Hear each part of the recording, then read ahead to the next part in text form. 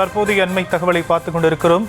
காவல் நிலையத்திலிருந்து கல்லெறியும் தூரத்தில் கள்ளசாராய விற்பனை என உயர்நீதிமன்றம் கண்டனம் தெரிவித்திருக்கக்கூடிய அண்மை தகவலை பார்த்துக் கொண்டிருக்கிறோம். கள்ளசாராய வழக்கில் தீர்ப்பு குறித்தான முழுபுறம் தற்போது கிடைக்கப்பட்டிருக்கிறது. விவரங்களை நம்முடைய செய்தியாளர் மதியழகன் வழங்க நாம் கேட்கலாம். மதியழகன், மேலும் கள்ளக்குறிச்சியில் விசச்சாராயம் அருந்தி 67 பேர் உயிரிழந்த விவகாரம் தொடர்பான வழக்கின் விசாரணை சிபிஐக்கு மாற்றி சென்னை உயர்நீதிமன்றம் உத்தரவிட்டிருந்தது.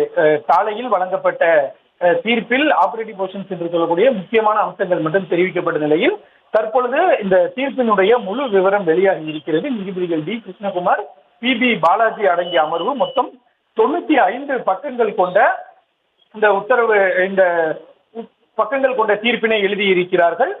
நீதிபதி டி கிருஷ்ணகுமார் பிரதான தீர்ப்பை எழுதியிருந்தாலும் கூட ஒரு சில கருத்துக்களை தனியாக நீதிபதி பி பாலாஜி அவர்களும் தெரிவித்திருக்கிறார். இந்த நிலையில் பொதுவாக வழங்கப்பட்டிருக்கக்கூடிய தீர்ப்பின் சாராம்சத்தை பொறுத்தவரை விசச்சாராயம் அருந்தி பலியான 67 பேரில் 67% மட்டுமே பட்டியல் இனத்தை சார்ந்தவர்கள், மற்றவர்கள் இதர சமுதாயத்தையும் இஸ்லாமிய சமுதாயத்தையும் சேர்ந்தவர்கள் என சுட்டிக்காட்டிய நீதிபதிகள் பட்டியல் இனத்தவர்கள் பெரும்பான்மையானவர்களாக இருப்பதாலும் இந்த வழக்கில் பட்டியல் இனத்தவர்கள் துன்புறுத்தப்படவில்லை என்பதாலும் வன்கொடுமை தடை சட்டத்தை இந்த வழக்கில் பயன்படுத்த முடியாது என தெரிவித்திருக்கிறார்கள்.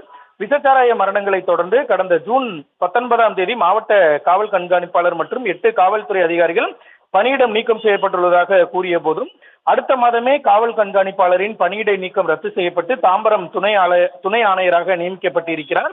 காவல் கண்காணிப்பாளரின் பணியிடை நீக்கம் ரத்து செய்வதற்கு அரசு உரிய காரணங்களை விளக்கவில்லை என்றும் நீதிபதிகள் தீர்ப்பில் குறிப்பிட்டிருக்கிறார்கள்.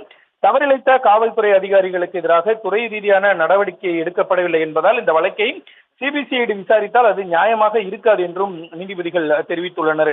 முக்கிய குற்றவாளியான கண்ணுக்குட்டி மீது 17 வழக்குகள் பதிவு செய்யப்பட்ட நிலையில் 9 வழக்குகளில் அவருக்கு தண்டனை விதிக்கப்பட்டும் தொடர்ந்து அவர் தங்கு தடையின்றி கள்ளச்சாராயம் விற்பனை செய்து வந்ததிலிருந்து அவருக்கும் காவல்துறையினருக்கும் தொடர்பு உள்ளது என்பதை நம்ப வேண்டியிருப்பதாகவும் நீதிபதிகள் தீர்ப்பில் குறிப்பிட்டிருக்கிறார்கள்.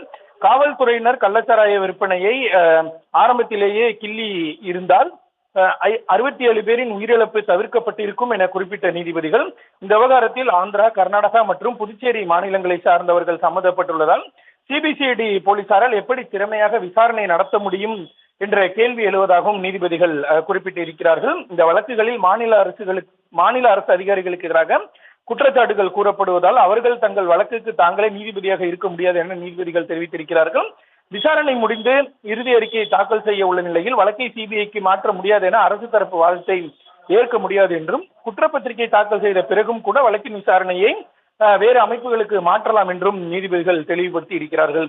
கள்ளக்குறிச்சியில் கள்ளச்சாராயம் விற்பனை செய்யப்பட்டு வருவது குறித்து அதிமுக எம்எல்ஏ செந்தில்குமார் சட்டமன்றத்தில் கவன ஈர்ப்பு தீர்மானம் கொண்டு வந்து அது நிராகரிக்கப்பட்டுள்ள நிலையில் இது பற்றி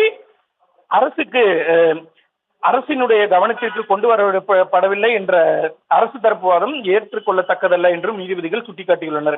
இந்த வழக்கின் விசாரணை சிபிஐக்கு மாற்றப்படுகிறது. 2 வாரங்களில் வழக்கு தொடர்பான அனைத்து ஆவணங்களையும் கள்ளக்குறிச்சி மாவட்ட காவல் கண்காணிப்பாளர் மற்றும் சிபிசிஐடி துணை காவல் கண்காணிப்பாளர் ஆகியோர் சிபிஐ வசம் ஒப்படைக்க வேண்டும் என்றும் நீதிபதிகள் தெரிவித்திருக்கிறார்கள். இந்த வழக்குகளை விரைந்து விசாரித்து சம்பந்தப்பட்ட நீதிமன்றத்தில் குற்றப்பத்திரிகை தாக்கல் செய்ய வேண்டும் எனவும் சிபிஐக்கு உத்தரவிட்டிருக்கிறார்கள். சிபிஐ விசாரணைக்கு மாநில போலீசார் முழு ஒத்துழைப்பு வழங்க வேண்டும் எனவும் உத்தரவிட்டிருக்கக்கூடிய நீதிபதிகள் இந்த சம்பவம் தொடர்பான அனைத்து தரப்பு தொடர்பாகவும் சிபிஐ விசாரிக்க வேண்டும் என்றும் நீதிபதிகள் தெரிவித்திருக்கிறார்கள். நீதிபதி பி பாலாஜி தனியாக எழுதியிருக்கக்கூடிய தீர்ப்பில் காவல் நிலையத்திலிருந்து கல்லெறியும் தூரத்தில் நடந்த கள்ளச்சாராயம் விற்பனையை காவல்துறையினர் எப்படி கவனிக்காமல் இருந்தனர் என கேள்வி எழுப்பியிருக்கிறார். காவல்துறையினர் பணியிடை நீக்கம் செய்யப்பட்ட பொழுதும் அவர்களுக்கு எதிராக என்ன ஒழுங்கு நடவடிக்கை எடுக்கப்பட்டது என்பது அரசு விளக்க இயலவில்லை எனவும் மாவட்ட காவல் கண்காணிப்பாளர் பணியிட நீக்கம் 1 மாதத்தில் ரத்து செய்யப்பட்டதிலிருந்து பொதுமக்களை சமாதானப்படுத்தும் வகையில் அரசு நடவடிக்கை எடுத்துள்ளது என்று கருத வேண்டியிருப்பதாக நீதிபதி குறிப்பிட்டிருக்கிறார். அரசின் நடவடிக்கைகள் பாராட்டத்தக்க வகையில் இல்லை என்றும் நீதிபதி தனது தீர்ப்பில் குறிப்பிட்டிருக்கிறார். கள்ளச்சாராயம் சமுதாயத்தில் ஏற்படுத்தும் தாக்கத்திலிருந்து எதிர்கால சந்ததியை பாதுகாப்பதற்கான ஒரு எச்சரிக்கை மணிதான் கள்ளச்சாராய விசச்சாராய மரணம் சம்பவம் எனவும் நீதிபதி பி பாலாஜி தனது தீர்ப்பில் குறிப்பிட்டிருக்கிறார்.